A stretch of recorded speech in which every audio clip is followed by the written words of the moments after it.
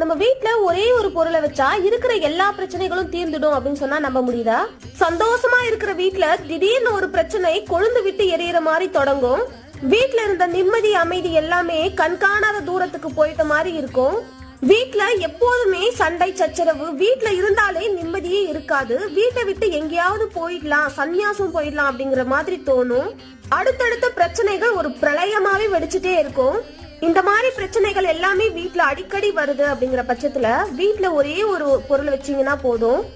கண்ணுக்கு தெரியாத ஏதோ ஒரு கண் திருஷ்டி உங்க குடும்பத்து மேல விழுந்திருக்கும். நீங்க சந்தோஷமா இருப்பத பொறாம குணம் கொண்டவர்கள் யாரோ பார்த்து வயிற்றெரிச்சல் பட்டிருப்பார்கள்.